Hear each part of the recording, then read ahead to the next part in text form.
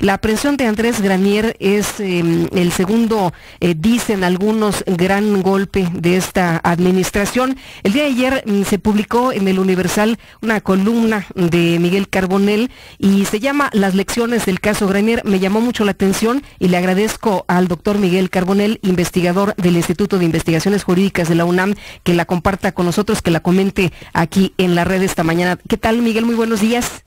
Lupita, me da mucho gusto saludarte a ti y a todo tu auditorio. Oye, pues lo importante de este caso, como tú lo mencionas en la columna, no es la suerte que van a correr los implicados, sino lo que tú dices, y esto es el fondo del asunto que a mí me llamó mucho la atención, el aviso de emergencia que nos lanza para que evitemos que esto vuelva a suceder. Miguel, ¿en qué momento estamos y qué es lo que tendríamos que estar haciendo como sociedad? Pues lo que pasa es que desde mi punto de vista, el caso Granier probablemente no sea único, Lupita, probablemente no sea ni el primero ni el último que veamos, y hay que apostar a mecanismos de carácter preventivo.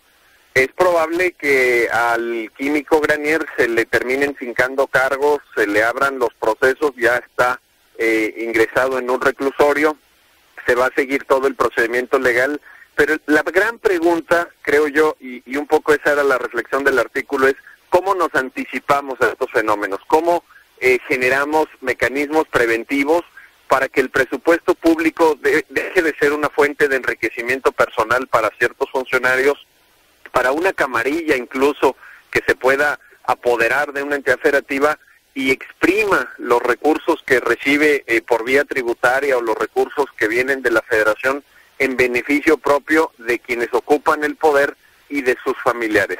Porque si no somos capaces de hacer eso, Lupita, si no somos capaces de generar mecanismos preventivos, pues yo creo que seguiremos viendo escándalos de estos mañana, pasado mañana, el próximo sexenio, y así sucesivamente. Yo creo que hay que apostar a generar semáforos amarillos, a generar avisos preventivos, a que no nos parezca normal que cuando alguien llegue al poder veamos a sus hijos manejando autos de lujo que cuestan a veces hasta cientos de miles de dólares, y que no se corresponde con el nivel del sueldo que tienen oficialmente declarado. Esa es la premisa fundamental del texto, Lupita. Miguel, tú también comentas que quien sostenga que no hay forma de evitar que vuelva a suceder también está faltando a la verdad. Muchas veces se dice es que pues la corrupción es tan grande que es difícil entrarle, que es difícil resolver este problema.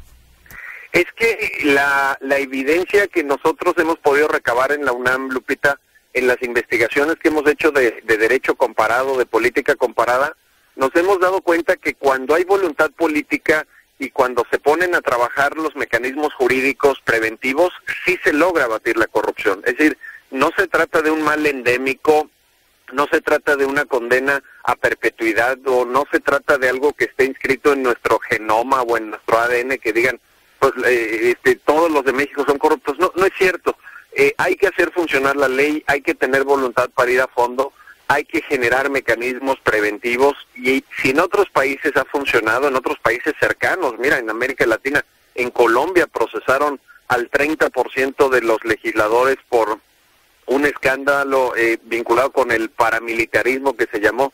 O sea, se ha logrado verdaderamente en muchos países abatir la corrupción. Yo no creo que nosotros no podamos, Lupita, yo no creo que no tengamos nosotros que aspirar a un México mucho más limpio en este sentido, y por el contrario, creo que es un aviso, el caso Granier, el caso El Bester, los que eventualmente puedan venir más adelante, de que cuando se quiere se puede, y de que hay que ir a fondo, porque realmente la corrupción deja huella, la corrupción se puede advertir, se le puede dar seguimiento jurídico, y entonces, bueno, pues hay que seguir adelante con la aplicación de la ley.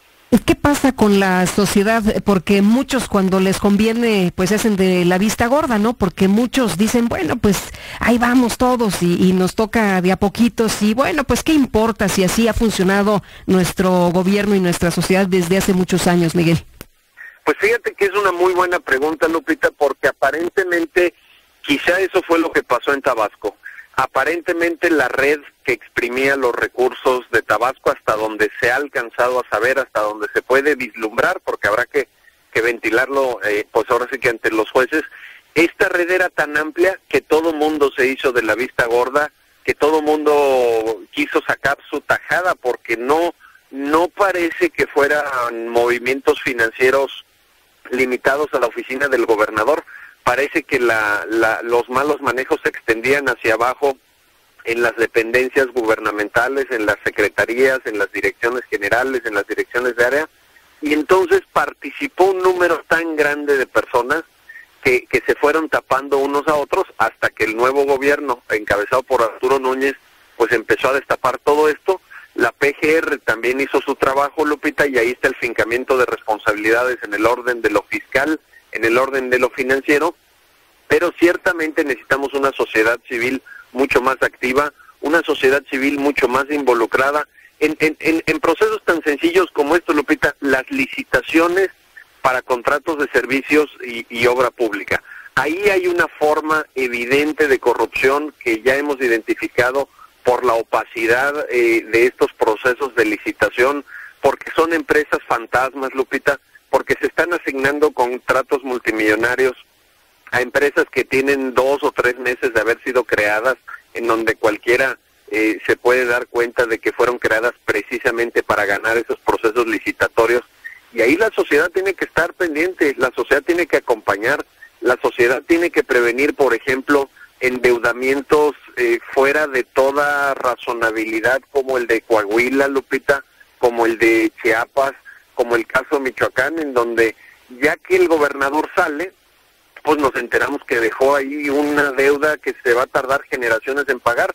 La pregunta es, ¿no deberíamos anticiparnos a eso? Claro. ¿No deberíamos crear mecanismos de control previo para que no nomás nos endosen la factura? Porque pareciera que estamos acostumbrados, ¿no, Miguel? Que no importa, ya sabemos que son políticos, que son corruptos, que se van a enriquecer, que va a haber desfalco y después se van a ir a vivir, como tú también lo planteas, a Estados Unidos. Pareciera que la ciudadanía estamos muy acostumbrados a que esto suceda, nos quejamos, pero estamos cruzados de brazos.